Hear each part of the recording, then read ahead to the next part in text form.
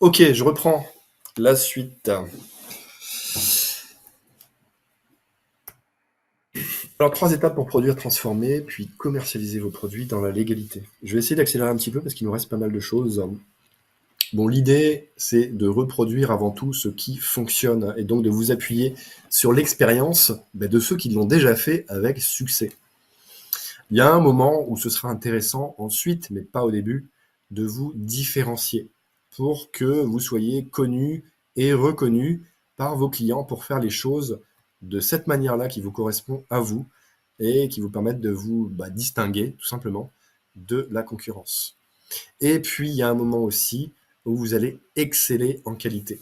Rapidement, vous allez obtenir des produits de qualité si vous suivez toutes les étapes dans le bon ordre, mais il y a un moment où vous allez vraiment exceller un cran au-dessus parce que ça sera peut-être la 2e, 3e, 4e année et vous pourrez capitaliser sur cette expérience cumulée. Pour les graines, où acheter des graines, Florence? Donc, il y a un grand semencier français qui s'appelle Hempit, qui propose une bonne partie des variétés autorisées au catalogue et certifiées. Il y a d'autres fournisseurs européens qui sont moins connus, mais qui font les choses dans les règles, c'est-à-dire qui donnent des certificats d'origine de ces semences et des factures en bonne et due forme qui permettent du coup d'avoir des semences certifiées. Et ça, c'est des adresses que l'on donne dans Chanvre Legal Pro. Toc toc toc, Sébastien, mon commentaire était effectivement ironique. Non, Cyril, pardon, oui, il me semblait aussi. Isabelle, quantité de kilos de graines à l'hectare, densité différente suivant débouché. Oui, Isabelle, ça va dépendre de ce que vous voulez faire. Alors, chanvre occitan sur le textile, il sème à entre 50 et 70 kg à l'hectare. Nous, dans Chanvre Legal Pro, on a des membres qui font du 30 kg à l'hectare et ça se passe plutôt bien. Après, ça va dépendre de vos moyens, ça va dépendre de ce que vous voulez faire effectivement. Si vous faites de la fleur en pied espacé, il va vous falloir beaucoup, beaucoup moins de semences. Quand je dis pied, en fait, il y a soit des semis, il y a deux grands cas de figure, en fait, soit du semis serré, plein champ, où vous avez jusqu'à 1 million de plants par hectare, soit du semis espacé avec 1 mètre carré par plant. Et là, vous pouvez avoir, sur 1000 mètres carrés, vous pouvez faire entre 500 et 750 plants avec de la place. Là, c'est plus, enfin, ceux qui font ça le font à but pour faire de la fleur, en fait. Tout simplement parce que ça fait plus juste une tige collée serrée dans un champ, ça fait un petit arbre avec plein de branches et avec beaucoup plus de fleurs sur chacun des plants. Donc là, il faut beaucoup, beaucoup moins de graines. Quelques centaines de graines suffisent. Sébastien, ok, autant pour moi. Pierre-Yves, quelle démarche dois suivre pour fleurir mon petit jardin? Eh bien, exactement ce que j'ai expliqué depuis le début, c'est-à-dire qu'il faut un statut qui te permette d'avoir le droit de cultiver du chanvre et une cotisation à la MSA comme cotisant solidaire. Ok, alors je continue. Alors, 3 étapes pour produire, transformer, puis commercialiser vos produits. On va d'abord parler de la production dans la légalité. Quelle matière première? Donc, les semences, effectivement, il y a un catalogue officiel avec toutes les variétés pleinement autorisées à partir du moment où vous avez le statut. Il y a d'autres graines qui circulent qui ne sont pas au catalogue officiel, mais néanmoins qui ont un taux de THC en dessous des 0,3%. Et donc, du point de vue du THC, c'est dans les clous. Il y a beaucoup de gens qui font des choses avec ces graines-là pour faire de la fleur. C'est pas vraiment au catalogue, mais les risques sont limités. C'est pas vraiment légal, mais les risques sont limités. Donc voilà, moi j'encourage personne à faire quoi que ce soit en dehors des clous, mais aujourd'hui c'est une réalité. Il y a plusieurs milliers de personnes qui utilisent ces graines-là en France. Il y a d'autres graines qui sont dites des graines de collection, qui elles donnent des plants de cannabis totalement illégaux à la fin. Alors, les graines ne sont pas illégales parce que dans la graine, il n'y a aucun cannabinoïde au départ, il n'y a rien de stupéfiant. Les cannabinoïdes arrivent à maturité de la plante et entre les deux, finalement, il n'y a pas de souci à se faire. C'est pas vraiment légal, mais vous n'aurez pas de problème pour ça. Alors, une fois que vous avez vos graines, que je vous invite à prendre au catalogue, évidemment, vous allez obtenir plusieurs types de matières. Il y a la graine d'un côté, il y a la paille ou la tige, et il y a les fleurs. Avec ces trois grands types de matières-là, vous allez obtenir des matières transformées, qui peuvent être des huiles, des farines, des tisanes, des bières, des bioplastiques, du fil pour le textile, du copeau pour les matériaux de construction, d'isolation, etc., etc., etc. Là, je vous donne une liste très courte. C'est vraiment les matières les plus simples ou les plus parlantes, mais il y en aurait beaucoup d'autres à dire. Alors attention pour la fleur brute et la tisane. Aujourd'hui, on peut faire de la fleur à vocation d'extraction via un transformateur avec lequel vous aurez un contrat. Ça, c'est un cadre très précis pour faire de la fleur aujourd'hui en France. Sinon, c'est pas vraiment légal. Ou dans la zone grise. Ça veut dire dans la zone grise que c'est ni autorisé ni interdit. Donc il y a quand même un petit risque légal. Mais voilà. Et il faut savoir pour la fleur brute et pour la tisane que la législation peut changer dans les semaines et dans les mois qui viennent. Donc là, on est sur une zone d'incertitude.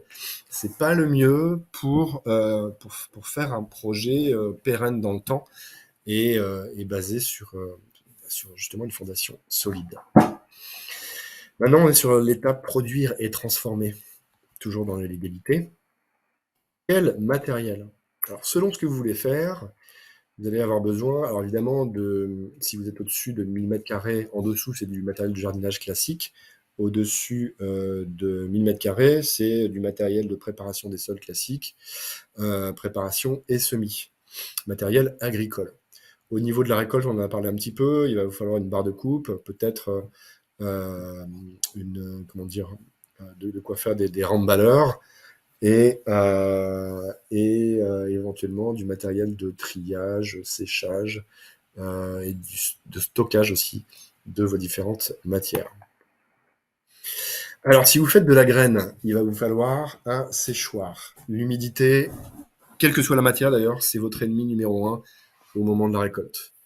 Ça génère des moisissures et vous pouvez en perdre une partie à cause de ça. Donc il va falloir faire attention au séchage. Les huiles, pour les faire à partir des graines, vous allez avoir besoin d'une presse à huile. Ça, c'est des choses que vous pouvez obtenir grâce à votre réseau par des partenariats sur lesquels on peut évidemment vous aider. Pour éviter d'acheter un séchoir plus une presse plus tout ça, parce que là, il y en aurait pour un sacré budget. Au niveau des farines, c'est la même chose, il vous faudra un petit moulin. Quand vous aurez pressé vos graines, vous aurez des huiles, et puis de l'autre côté, vous avez des tourteaux qui vous permettent de faire des farines. Alors ça, ce sont des valorisations qui sont assez simples, que l'on peut complètement faire dès la première année, à moindre coût, et qui sont très valorisantes à tout point de vue. C'est super sympa de faire ses propres huiles et ses farines, d'autant qu'elles sont pleines de nutriments très, très bons pour la santé, que ce soit par voie alimentaire ou par voie cosmétique, puisque les huiles peuvent faire les deux. Les copeaux, pour avoir vos copeaux, il va falloir un broyeur de végétaux pour extraire la fibre du copeau. Alors attention, il y a certains matériels qui sont bien mieux adaptés que d'autres. Certains matériels, même des broyeurs de jardin, vont bourrer.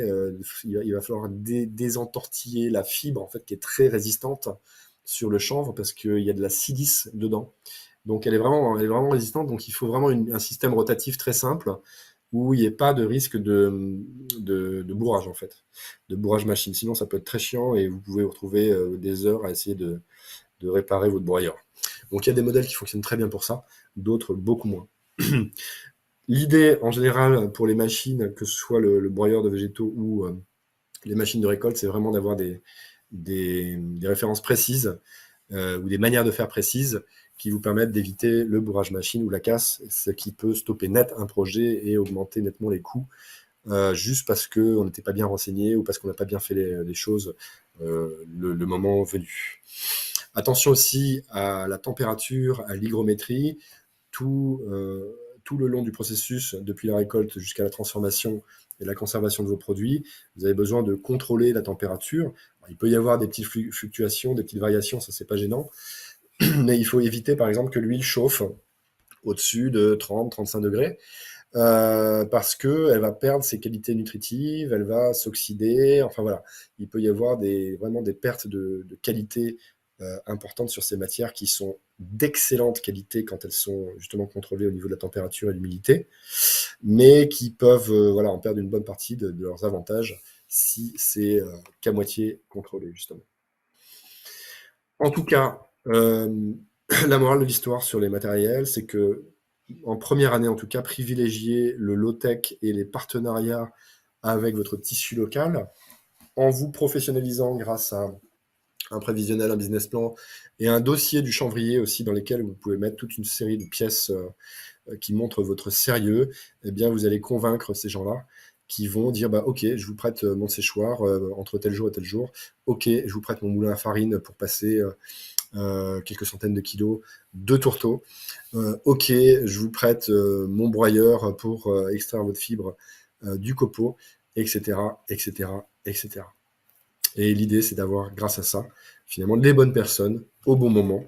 Quand je dis les bonnes personnes, ce sera des professionnels qui sont sensibles à vos valeurs d'autonomie, de résilience et qui seront prêts à vous aider parce qu'ils verront justement votre sérieux grâce à ces éléments, que ce soit un bon dossier ou un prévisionnel, au moins esquissé et qui ressemble à quelque chose. Voilà. Alors maintenant, comment transformer cette matière? Je vous l'ai dit, la conservation et la qualité des produits, c'est très important. Ça, c'est un truc sur lequel il faut être vigilant et prévoir un minimum à l'avance. La température et l'hygrométrie, on les veut constantes le plus possible. Bon, il peut y avoir des variations, il peut y avoir des moments de récolte où il a plu pendant 3 semaines et vous n'avez pas eu le choix, donc là, il va falloir sécher un peu mieux les choses. Il peut y avoir des aléas climatiques, ce genre de trucs. Mais il y a toutes sortes de manières de répondre à ces différents problèmes et de l'anticiper. Le risque, je vous l'ai déjà dit, c'est une perte d'une partie de la production. Ce serait vraiment dommage à ce stade. Donc autant bien prévoir les choses à l'avance. Et la conservation de vos produits, c'est évidemment donc un des facteurs de réussite essentiels.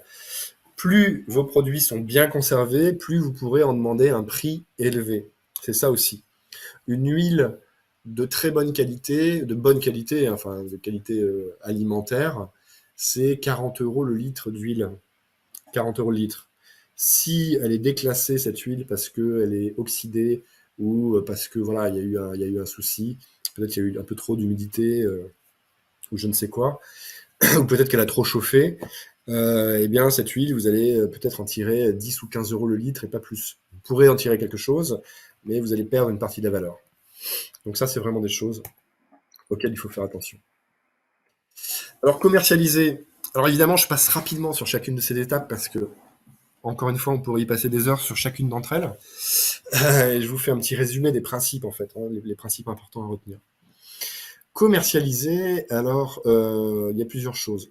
Aujourd'hui, on voit énormément de produits à base de CBD. Je vous le disais, il y a probablement 2500 magasins maintenant en France qui vendent du CBD sous forme de fleurs brutes et travaillées, extraits, etc. Donc, essentiellement, les produits qui viennent de la plante, c'est l'huile et la fleur, en tout cas au début. Ces produits-là, aujourd'hui, dans les magasins, c'est assez scandaleux, en fait, parce qu'il y a énormément de produits de très mauvaise qualité, en fait, sans aucune traçabilité. On sait qu'il y a des fleurs reconstituées, enfin, c'est pas qu'elles sont reconstituées, c'est qu'elles ont été lavées, par exemple, à l'alcool ou par différents procédés, et puis pour en dégager tous les cannabinoïdes, dont le THC.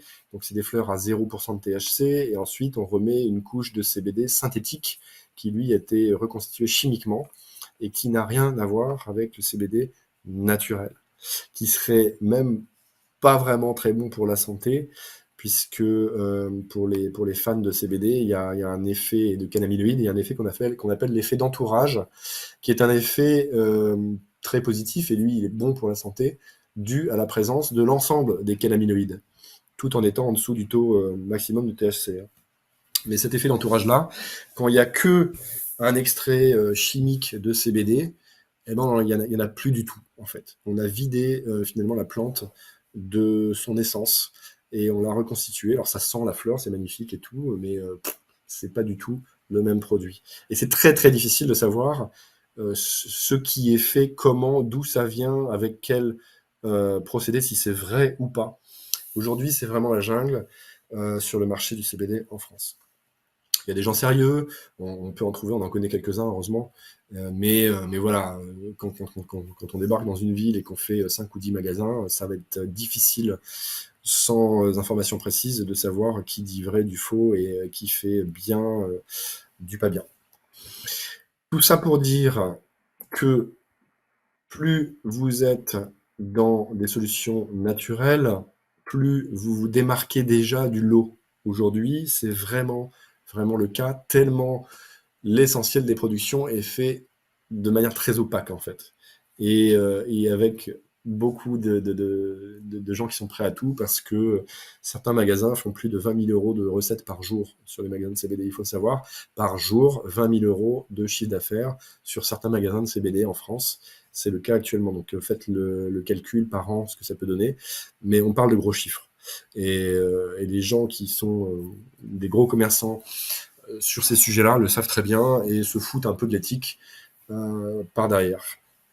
Certains ne s'en foutent pas, mais beaucoup s'en foutent et c'est difficile voilà, de trier le bon du moins bon. En tout cas, la bonne nouvelle, c'est que ça permet à des gens qui font les choses consciencieusement de se positionner sur des thématiques de circuit court, de qualité, de faits sans pesticides, sans engrais, avec amour, etc. Enfin voilà, sans faire de blabla, mais si vous êtes sincère dans votre démarche, ça pourra sortir du lot nettement plus facilement. Éventuellement, de certifier tout ça bio par la suite. Enfin voilà. Il y a vraiment un créneau pour les productions de qualité, que ce soit de la fleur, de l'huile ou de la farine. Je parle évidemment de toutes les productions légales. Il y a vraiment un créneau pour tout ce qui est vertueux aujourd'hui et de plus en plus de gens en réclament parce que cette situation de jungle avec des qualités qui sont vraiment pas au rendez-vous souvent, les gens finalement s'informent aussi de plus en plus et s'éduquent à ça et donc alors qu'ils s'orientaient pas forcément vers ces productions locales au départ, finalement on demande parce qu'ils s'aperçoivent qu'autrement ils consomment des choses ils savent pas trop d'où ça vient et si c'est bon vraiment ou pas vraiment pour eux. Donc il y a un marché pour ça. C'est la bonne nouvelle. Ensuite, pour commercialiser dans la légalité, va vous falloir, pardon, j'ai du mal à articuler, il va vous falloir un packaging et un étiquetage dans les règles. Un étiquetage légal concernant notamment la composition des produits. Pourquoi pas un packaging éco-conçu qui aille jusqu'au bout des valeurs que vous portez. En tout cas, je vous le souhaite. Moi, c'est ce que j'essaie de promouvoir un maximum. Un éco-conçu, recyclable, biocompostable. Il y a toutes sortes de possibilités maintenant pour sortir du tout plastique qui nous empêche de respirer par tous les bouts. Qui conserve aussi parfaitement vos produits. Il ne s'agit pas juste d'avoir un truc biocompostable, il faut aussi conserver les produits, bien sûr. En tout cas, le packaging, c'est le positionnement de vos produits et sa conservation qui sont en jeu. Alors là, je vous montre un petit cas d'école. C'est un petit produit. Il a l'air petit, mais c'est un gros produit celui-ci. Oméga 3, oméga 6 végétal. Dedans, vous avez 60 capsules. Et dans les capsules, vous avez de l'huile de chanvre.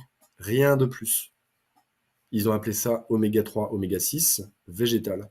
C'est plutôt malin, donc ils ont axé le truc santé, voilà, c'est bon pour la santé les oméga 3, oméga 6. C'est vrai qu'il y en a dans l'huile de chanvre, donc c'est pas faux. Ils n'ont pas dit huile de chanvre parce que sinon ce serait 40 € le litre dans le meilleur des cas. Ils en vendent 60 capsules pour une douzaine d'euros, je crois. Alors je sais plus exactement, il faudrait regarder sur internet, mais j'avais fait le calcul. Ça ramenait le litre d'huile à entre 3 et 450 € le litre. Waouh! Dans un packaging en carton, plus du plastique biocompostable par-dessus. Ça vous fait une petite boîte qui est super jolie et qui s'ouvre et qui se ferme à volonté. Et là, on a un produit qui est éco-conçu des pieds à la tête, en fait. Même si ça peut paraître très cher au litre d'huile, en tout cas, c'est extrêmement bien valorisé, on peut le critiquer pour plein de raisons. Moi, je trouve que en tout cas, c'est un cas d'école. Parce que le litre d'huile de chanvre à près de 400 €, c'est du jamais vu. Et c'est nettement au-dessus, c'est presque 10 fois plus que le litre alimentaire d'huile de chanvre. C'est plutôt malin et il y a des gens qui achètent ça et donc bah voilà, tout le monde est content au final. Et c'est ce qui compte. Alors, un autre produit ici avec le tableau nutritionnel. Ça doit être des, je vois pas très bien, mais ça doit être des graines décortiquées, il me semble, d'un petit magasin de Quimper qui s'appelle Canabraise et qui fait les choses très très bien. Ils ont eu des tas de contrôles et puis bah, ils sont passés sans problème, notamment un contrôle des douanes sur l'ensemble de leurs produits. Ils ont fait les choses dans les règles, ils ont fait des dossiers d'informations produits pour valider leurs recettes cosmétiques dans les règles. Et ça, c'est excellent parce que quand les douanes sont venus avec leurs soupçons et ont saisi une partie de leurs produits, eh bien, ils sont revenus quelques semaines après en leur rendant tous les produits et en disant tout est OK, bravo, tampon de la douane qui a, comme qui dirait, validé l'intégralité de leur activité. Et moi, je dis bravo, c'est la classe, comme quoi il y en a qui arrivent en respectant les règles du jeu. En tout cas, voilà, il y a des analyses à faire si vous voulez valider le tableau nutritionnel, si vous voulez valider le taux de CBD, le taux de THC que vous pouvez avoir dans certains de vos produits. Il y a voilà, quelques euros à mettre dans les analyses pour pouvoir ensuite les mettre sur les étiquettes et puis justifier auprès des autorités, si jamais vous avez un contrôle, que vous êtes dans les clous. Oui, j'ai fait des analyses, oui, vous voyez, tac, tout va bien. Et voilà dans les grandes lignes. Un autre point important pour la commercialisation des produits, c'est de bien choisir vos canaux de distribution. Vous pouvez choisir la vente directe ou la vente sur les marchés. C'est une manière de récupérer finalement l'essentiel de la marge plutôt que de passer par des intermédiaires. Vous pouvez aussi décider de vous concentrer sur la production et puis déjà la transformation, c'est déjà pas mal, et de laisser à d'autres le soin de vendre vos produits. Dans ces cas-là, vous avez un intermédiaire, que ce soit un petit magasin ou une personne qui fasse les marchés pour vous, et vous lui laissez une partie de la marge, mais ça peut être là aussi finalement gagnant-gagnant pour vous comme pour ceux ou ces personnes. Vous pouvez aussi vendre vos matières premières en négoce. Donc là, ce serait plutôt à la tonne, en mode vraiment agriculteur. Pourquoi pas? Ça peut être intéressant, surtout si vous avez une surface assez importante. Parce que là, les prix à la tonne, au kilo, sont bien en deçà de ce que vous pouvez avoir au prix au kilo ou au litre de votre côté en circuit court. Vous pouvez aussi décider de vendre Biocop le jour où vous avez des volumes suffisants et qui rentrent dans leur cahier des charges. Il faut savoir que les Biocop sont... Chaque magasin décide de faire rentrer dans leurs produits bien, une série de références locales. Il faut juste que ça soit dans les clous par rapport à leur cahier des charges à eux. Et donc, il faut aller les voir pour discuter un peu et leur demander, ne serait-ce que par curiosité, ah ouais, vous faites rentrer des produits, comment ça marche? Moi, je suis en train de lancer sur un projet, j'aimerais savoir si c'est possible ou pas. Et ils vous diront tout simplement, voilà, il faut passer par là et par là, voilà notre cahier des charges. Et vous en aurez appris un bon rayon là-dessus au passage. Dans tous les cas, l'idée, c'est de dimensionner votre projet. Je parle des canaux de distribution ici, en fonction de vos envies, de vos aspirations et de vos valeurs. Il ne s'agit pas d'aller vendre en supermarché si vous ne supportez pas la grande distribution. Il ne s'agit pas de faire de la vente directe si vous n'aimez pas le contact client. Voilà, il y a des choses, voilà, il y a des questions à vous poser par rapport à ça pour essayer de définir justement ce qui est le mieux pour vous. Il n'y a pas de formule miracle qui va être adoptée par tout le monde ou qu'on va imposer à tout le monde, ça serait stupide. Ce qu'on veut, c'est que les choses soient dimensionnées dans votre sens, à vous avant tout. Ne serait-ce que pour avoir du plaisir dans votre travail. Donc voilà les petites photos voilà, de différents canaux de distribution. Alors un petit plus ici, en dehors des 3 étapes pour produire, transformer, puis commercialiser vos produits, c'est le ou les réseaux professionnels. On en a parlé un petit peu, je vais en parler un petit peu plus ici. Ils sont indispensables pour se maintenir à jour, pour échanger les techniques qui fonctionnent. Ah, j'ai fait une petite faute à nouveau ici. Les techniques qui marchent, qui ont été validées par d'autres, et pour vous permettre de grandir en tant que chanvrier Les réseaux sont divers et variés. Il y a entre autres les réseaux d'acteurs locaux. Vous pouvez en connaître certains, mais il y en a aussi plein que vous ne connaissez certainement pas encore et avec lesquels il y a probablement toutes sortes de partenariats possibles, que ce soit pour la production, la transformation ou la vente. À chaque étape de votre projet, ça peut être très très utile, ces réseaux-là. Il y a aussi l'accès et se former aux réalités juridiques. Ça fait partie du réseau, avoir des personnes qui sont capables de vous apporter des infos validées par des juristes ou des avocats, c'est beaucoup, beaucoup mieux que quelqu'un qui vous dit «Ah oui, j'ai entendu dire machin, il paraît qu'on peut faire ça», alors qu'en fait, c'est à moitié vrai, voire des fois pas du tout. Et là, si vous vous basez sur ce genre de conseils, ça peut vous planter votre projet. Prenez pas ce genre de risque, abreuvez-vous à la source. Et entourez-vous des bonnes personnes, c'est indispensable. Ça, c'est vraiment quelque chose de vital. Alors, je vous remets ici la petite carte de France d'une bonne partie des membres de Change Légal Pro. Il faut que je la remette à jour parce qu'aujourd'hui, il y en a plus que ça. Ça fait 3 mois que je ne l'ai pas mise à jour, je pense. Ici, une autre carte de France avec les 6 grandes chanvrières. Ça, c'est une carte de France qui est dans le recueil publié par Interchanvre. Voilà, qui a répertorié les plus gros acteurs sur la filière industrielle. Et voilà pour cette partie. Alors, est-ce que tout ça, c'est difficile? Alors, bah, déjà, quand on a la passion, quand on a envie, quand on a les valeurs, quand on veut obtenir de l'autonomie, de la résilience, c'est beaucoup moins difficile. Ensuite, non, c'est pas difficile. Encore une fois, si vous avancez un pas après l'autre dans votre projet et si vous êtes bien entouré. Et multiplier votre potentiel et au final, comment dire, je vous le souhaite, vos ventes, eh bien, en assumant votre position, votre vision d'avenir positive, pardon. Moi, je fais partie des gens qui croient en un monde meilleur. Je pense qu'on devrait tout faire pour dépolluer nos sols, pour fournir nos cantines en protéines végétales made in France, pour s'habiller avec du textile de chanvre made in France. Et puis, si chaque pays pouvait en faire autant, finalement, ça générerait beaucoup moins d'impact négatif de nos activités actuelles et on pourrait se permettre de rêver un peu plus en un monde meilleur pour la suite. Et en plus, en y participant, en tout cas pour ma part, moi je me lève plutôt bien le matin. Et c'est aussi le lot de pas mal de gens qui font partie du et de nos différents réseaux. Je vous le souhaite aussi.